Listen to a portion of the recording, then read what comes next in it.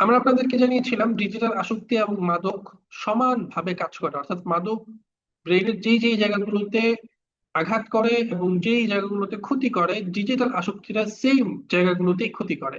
তার জন্য আমরা এখানে একটা তালিকা আপনাদেরকে দিচ্ছি, যেটার মাধ্যমে আপনারা আরো ভালো করে ব্যাপারটা বুঝতে পারবেন। যেরকম ধরেন, মাদক যারা নেয় তাদের মূল কারণ হচ্ছে, বা তারা যে জিনিসটা দিয়ে মাদক নেয় সেটা হচ্ছে রাসায়নিক পদার্থ, ইয়াবা, কোকেন ইত্যাদি। আর যারা ডিজিটাল আসক্তিতে আক্রান্ত, তারা এই জিনিসটা নেয় হচ্ছে লাইক, রিওয়ার্ড, তারপরে হচ্ছে ওয়াও, বিভিন্ন রিয়েক্ট ইত্যাদি এই সমস্ত ব্যাপারগুলো। যারা সোশ্যাল মিডিয়াতে আছে তারা লাইক, কমেন্ট, রিয়েক্ট ইত্যাদি এই সমস্ত ব্যাপারগুলো থাকে। আর যারা গেমসে আক্রান্ত, তারা রিওয়ার্ড, লেভেল আপ এই সমস্ত ব্যাপারগুলোতে আক্রান্ত হয়। এগুলো দিয়ে তারা মূলত আসক্ত হয়।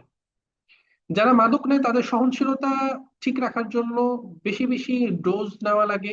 শুরুতে সে যে পরিমাণ মাদক নিত, যে পরিমাণ ডোজ নিত, তার থেকে সময় যত যায় তার ডোজের পরিমাণ তত বাড়তে থাকে। আর যারা ডিজিটাল আসক্তিতে আক্রান্ত, তাদের দিন যত বেশি যায় তাদের এই সোশ্যাল মিডিয়াতে, গেমসে সময় বেশি পরিমাণে দিতে হয়। তাদের দৈনিক আগে যদি 1 ঘন্টা দিত, তাহলে এটা কয়েকদিন পরেই 2 ঘন্টা হয়ে যায়, 3 ঘন্টা হয়ে যায়।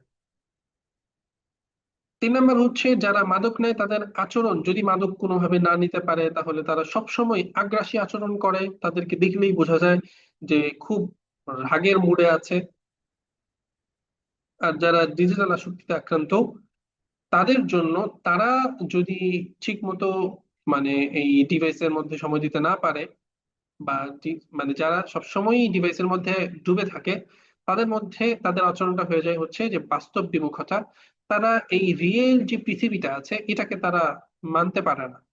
সেই যে গেমস এর মধ্যে বিভিন্ন কিছু পপ আপ হচ্ছে, রিওয়ার্ড পাওয়া যাচ্ছে, লাইক কমেন্ট আসছে, রিয়েকশন আসছে, লেভেল আপ হচ্ছে, তারপরে হচ্ছে সেখানে বিভিন্ন জনের সাথে কথাবার্তা বলা হচ্ছে ইত্যাদি। এই যে একটা চমৎকার জগৎ, এই জগৎ থেকে তারা বের হতে চায় না, এবং তাদের কাছে ওই জগৎটাই ভালো লাগে। বাস্তব জগতের যে ফ্ল্যাট যে জগৎটা আছে, যেখানে লাল নীল এত পপ আপ নাই।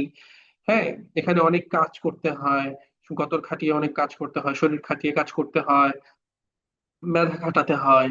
তারপরে হচ্ছে আরো বিভিন্ন সমস্যা। এই সমস্ত কারণে তারা বাস্তব জগৎ থেকে বিমুখ হয়ে যায়, তাদের কাছে এই জগৎটা ভালো লাগে না।